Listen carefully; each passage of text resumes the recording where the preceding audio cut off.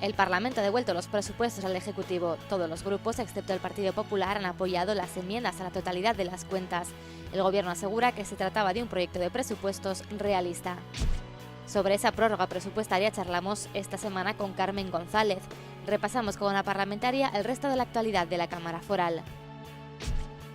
Nueva jornada de puertas abiertas en el Parlamento. Para celebrar el Día de Navarra, la Cámara volvió a abrir las puertas a la ciudadanía. ¿Qué tal? ¿Cómo están? Esta semana se ha materializado lo que ya se esperaba, la segunda prórroga presupuestaria consecutiva. La oposición, con la única excepción del Partido Popular, ha devuelto las cuentas al Ejecutivo.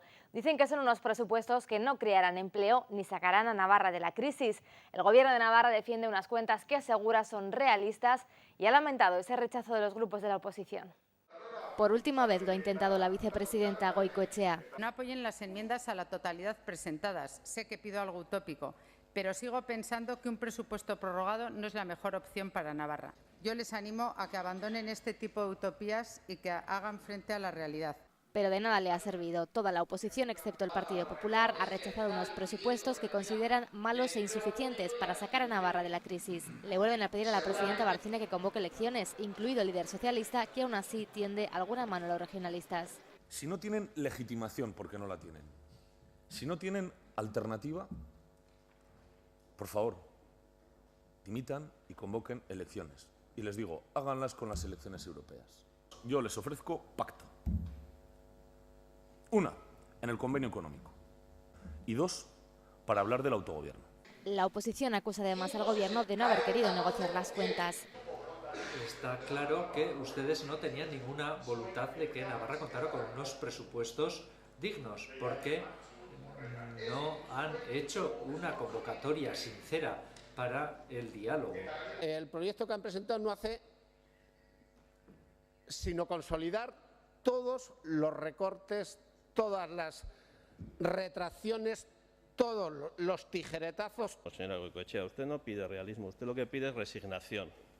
Pide resignación a esta Cámara, a los grupos parlamentarios y pide resignación a la sociedad navarra. Lo que hace el Gobierno con estos presupuestos es trasladarle toda la responsabilidad a la iniciativa privada. Solo el Partido Popular ha apoyado los presupuestos. UPN asegura que se trata de un debate político y no económico. Queda una vez más clara y manifiesta es la incapacidad de la oposición para hacer una alternativa. Carecer de unos presupuestos para el 2014 aprobados por este Parlamento perjudica a los navarros, perjudica a la sociedad. Con esta votación se confirma lo esperado, la segunda prórroga presupuestaria consecutiva.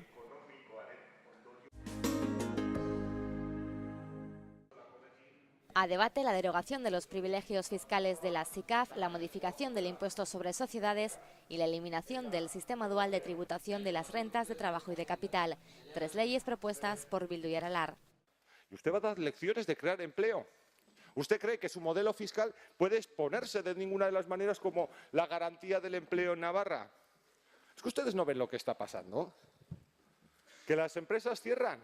Pues es que ¿cuántas se están cerrando, señora Barcina? Que en estos momentos tan delicados haya una política fiscal activa, efectiva, solidaria, redistributiva, pues es lo que puede determinar parcialmente, pero en gran medida, un tipo de políticas luego de gasto u otras.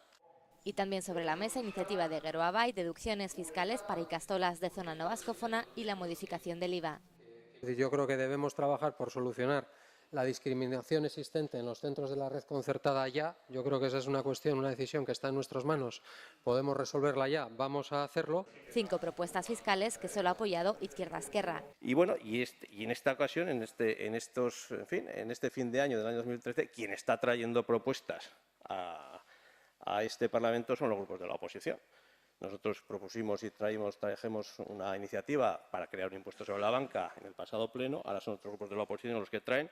Bueno, pues aquí se ve que la iniciativa no está en el Gobierno. UPN, PSN y Partido Popular han evitado que salieran adelante. Que no se utilice la autonomía fiscal y financiera para machacar a los ciudadanos de esta comunidad. Eso es lo que queremos.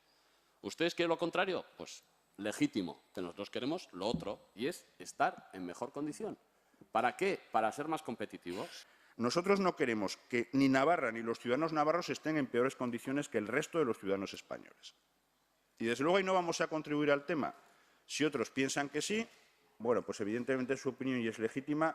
Nosotros pensamos que es un error al respecto. No van a llegarnos a esta comunidad a otro sitio que a perder ventaja competitiva, a perder impulso económico, a no crear más que a perder, a no crear puestos de trabajo y a empobrecer a los navarros. Y todo con la anunciada reforma fiscal que el Ejecutivo ha anunciado para el año que viene. Los socialistas retan al Gobierno para que la presente antes del 1 de junio. Llega ya el tiempo para nuestra entrevista de la semana y en los próximos minutos vamos a charlar con Carmen González de UPN. Señora González, muchas gracias de antemano por atendernos estos minutos. Muchas gracias a vosotros.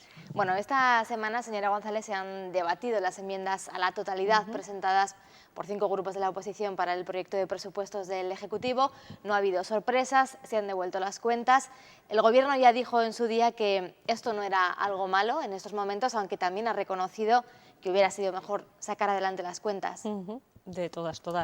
No es malo, efectivamente, pues porque cuando estamos en un periodo de crisis y las políticas no es a gastar más, no es un periodo de expansión, efectivamente no es un gran problema que exista un presupuesto prorrogado, pero está claro una cosa, el administrar las cuentas quizás no sea tanto problema, pero sí que crea una inestabilidad a la comunidad foral desde nuestro punto de vista muy importante. Y hoy lo que se ha visto esta semana es la soledad que han querido escenificar el resto de grupos de la oposición con UPN y, por lo tanto, esa inestabilidad se va a traducir en una falta de inversiones, entendemos así, para la comunidad foral y, por lo tanto, también que ese empleo, que es el mayor problema que tiene en estos momentos Navarra, pues de alguna manera se vea también no reducido, al contrario, que se pueda incluso ampliar.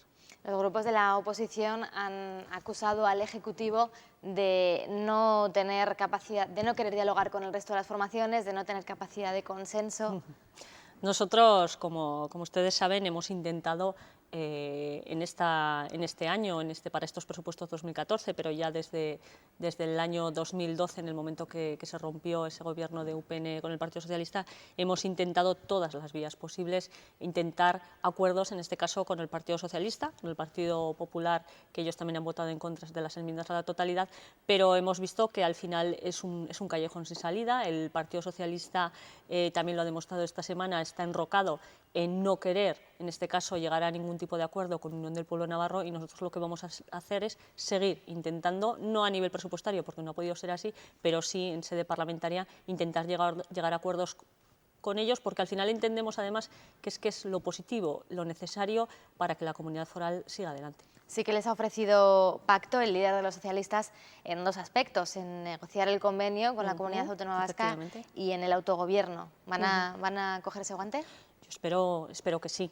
Son 2 temas importantes y claves para Navarra. El convenio se tiene que intentar pactar en el año 2014 y va a ser clave para la economía navarra y para toda la sociedad navarra. Y en el tema del autogobierno, pues bueno, UPN sabemos dónde está, el Partido Socialista creo también que sabe muy bien dónde está, y por lo tanto ahí tenemos puntos y lazos de unión en los cuales pues podemos llegar a acuerdos. Eso será un buen ejemplo de que efectivamente, queramos o no, UPN y el Partido Socialista están de alguna manera condenados a entenderse.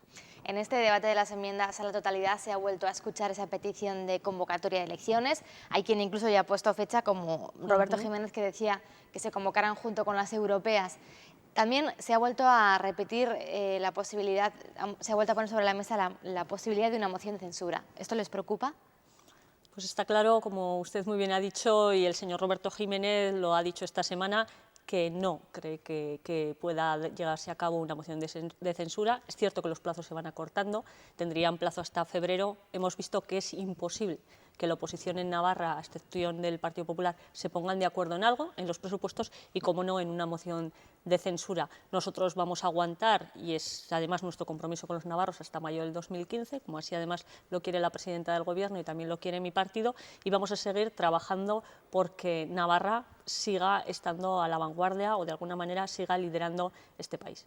Usted es profesora, señora González, y me gustaría tratar con usted algunos temas al respecto. Quería preguntarle por la polémica que sigue generando ese informe de la Guardia Civil sobre el modelo D en nuestra comunidad. Usted, como profesora, ¿cómo valora todo lo ocurrido?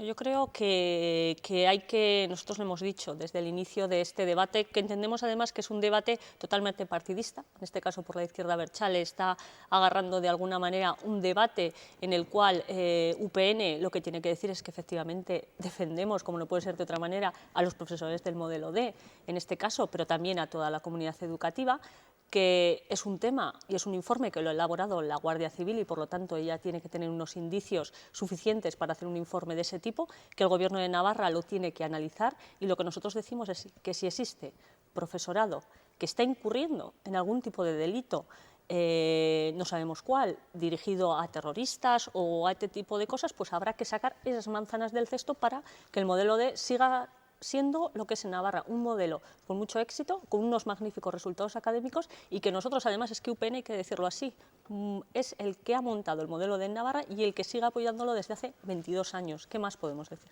Este informe ha generado muchas críticas desde los partidos de la oposición. La propia presidenta Barcina reconoció que recibió el informe antes de que fuera publicado en prensa, pero hay grupos que ponen en duda incluso la existencia del propio informe. Yo, como comprenderá, si la señora Barcina, el señor Sánchez de Muniain y el señor Iribas dicen que existe ese informe, pues está claro que nosotros tenemos que creer. El Gobierno de Navarra son 3 personas muy importantes en todo el Gobierno de Navarra, no tienen por qué mentir en absoluto y a partir de ahí, pues bueno, cada grupo debe sacar sus propias conclusiones, pero lo que está claro es que un informe de la Guardia Civil hay que tomárselo con la seriedad que se debe de tomar un informe y no utilizarlo, como están utilizando muchos grupos de la oposición, en un ataque ideológico en contra, en este caso, de Unión del Pueblo Navarro, que no tiene absolutamente nada que ver con ese informe. Más allá de esta polémica surgida aquí en nuestra comunidad, la comunidad educativa está en pie de guerra por la aprobación de otra ley, por la aprobación de la LOMCE o la polémica Ley Wert. ¿Cómo la valora usted? Bueno, nosotros yo creo que UPN ha sido consciente y además yo creo que ha tenido un posicionamiento, no sé si importante, pero sí lógico a la hora de valorar esta ley. Nosotros desde el minuto 1 que se entregó el primer borrador de la ley 11 dijimos que nosotros íbamos a estudiar el borrador y que íbamos a aportar todo aquello que creíamos que en Navarra había funcionado, que teníamos ejemplos claros y esta semana mismo nos han dado esos resultados PISA, por lo tanto creo que podemos enseñar muchas cosas, siempre se dice que repetir lo bueno está bien y el consejero Iribas lo que ha hecho es dedicarse precisamente a intentar llevar todas aquellas cosas buenas que están funcionando en Navarra, intentar incluirlas en la LOMCE. Al final, pues el Partido Popular no ha querido esa ley hacérsela suya. Nosotros presentamos 11 enmiendas parciales, no presentamos enmiendas a la totalidad del proyecto de ley. De esas enmiendas parciales solo nos aprobaron 3 que era una en cuanto a la ley del Vascuence, la zonificación, otra la inclusión de un concepto como el tema del TDAH y otra ahora no recuerdo cuál, pero había temas muy importantes como por ejemplo son la formación profesional, el tema de la atención a la diversidad, temas claves que son en Navarra y que entendemos además que para una ley de ámbito estatal, primero hay que ponerse de acuerdo los 2 grandes partidos, porque si no esta ley va a tener muy breve recorrido, y segundo, que existen elementos sustanciales en la educación que deben ser prioritarios o básicos, como le acabo de decir. Se ha dicho también en numerosas ocasiones que el cambio de la ley en educación puede provocar a veces en el propio profesorado y en el alumnado el tener que adaptarse de nuevo a una nueva ley, bueno, ciertas incomodidades y que no puede ser del todo positivo en algunas ocasiones. ¿Usted es de esta misma opinión? Yo lo que creo, mire, en Navarra hay un claro ejemplo en el sentido de que efectivamente ha habido muchas leyes educativas. Desde el año 79 hemos pasado por leyes del Partido Socialista y del Partido Popular, leyes que no tenían que ver una con otra, pero Navarra todas esas leyes las ha sabido adaptar a la realidad de sus centros, a la realidad del profesorado y a la realidad del alumnado. Yo creo que ese es lo clave. Y con la LOMCE, cuando haya que ponerse a trabajar en ella, que va a ser próximamente, a partir de enero, habrá que empezar a ver cómo le damos el encaje en Navarra, pues habrá que aprovechar todas las cosas buenas, cumpliendo siempre la ley, pero adaptando, como le digo, esa realidad de los centros, del profesorado y el alumnado a la comunidad foral.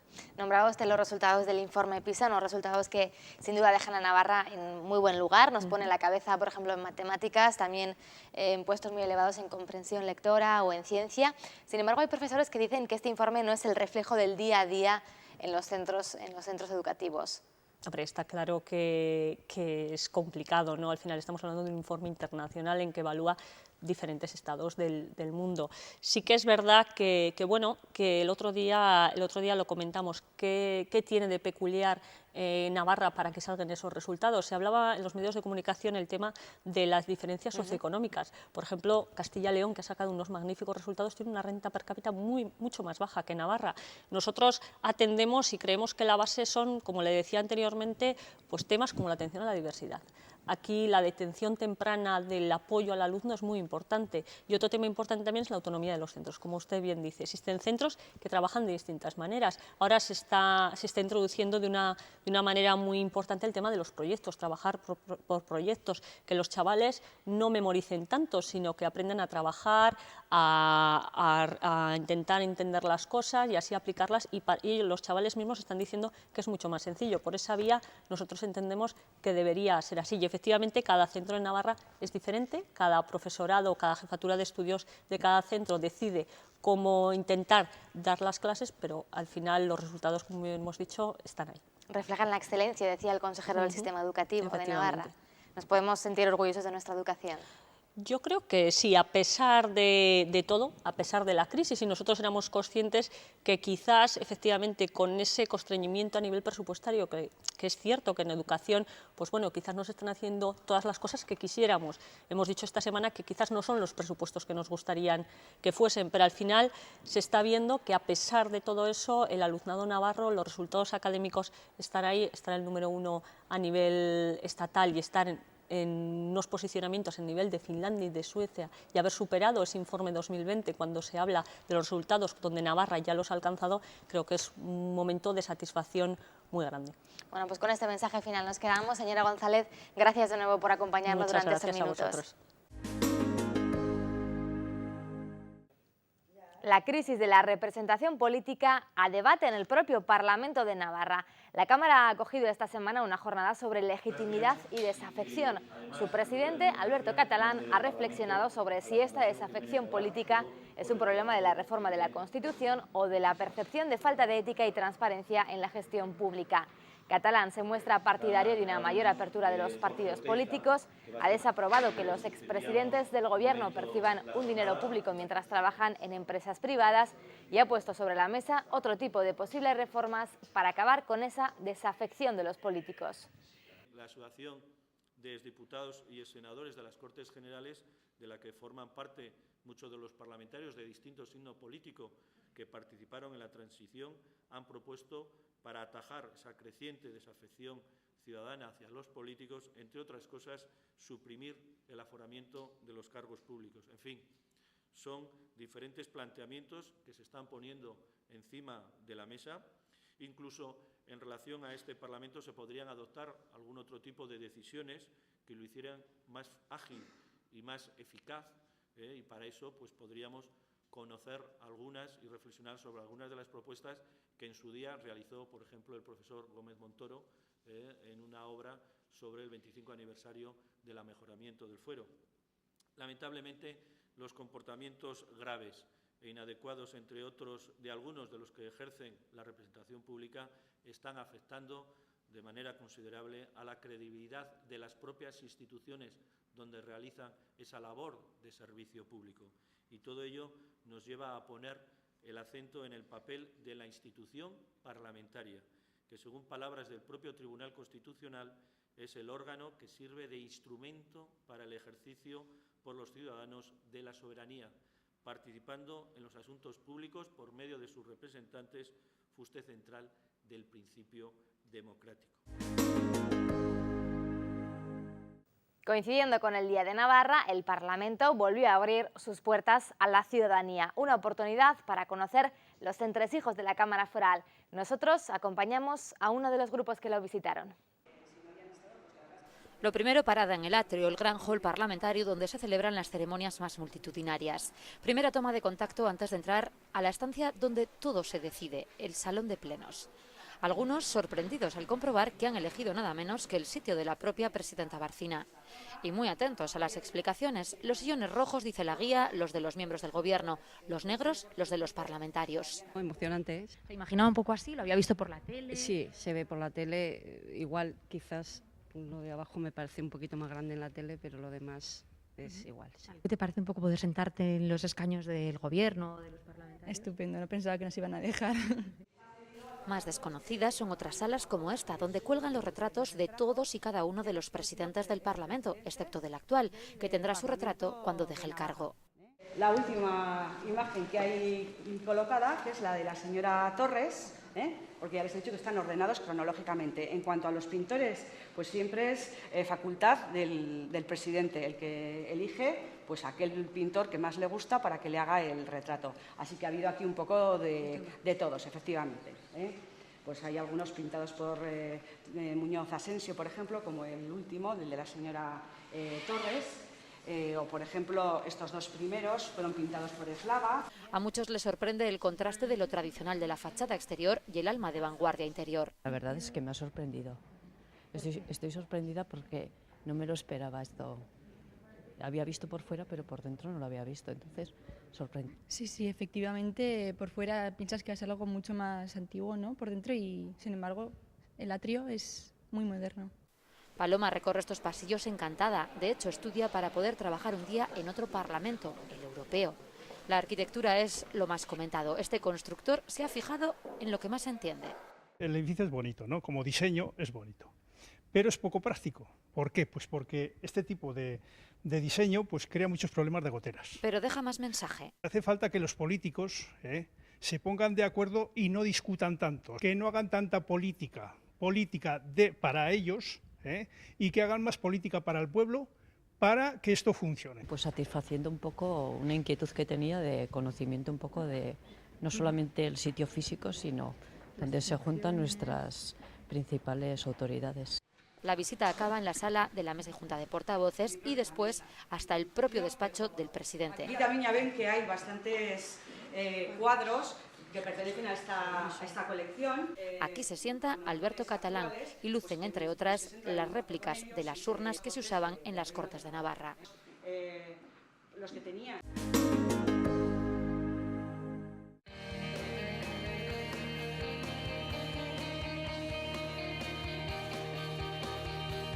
La semana comienza, como siempre, con la sesión de la mesa y junta de portavoces.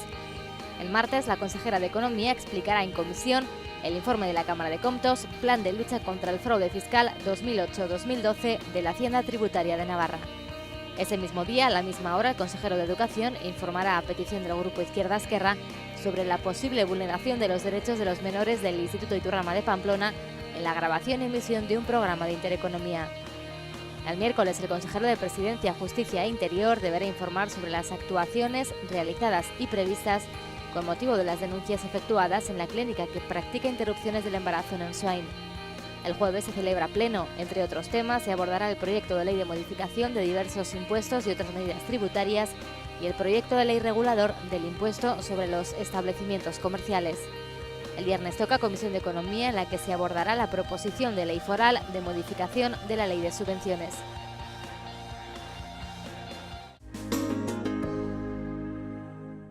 Y así nos vamos. Más actualidad parlamentaria aquí la semana que viene. Así que les espero como siempre. Adiós.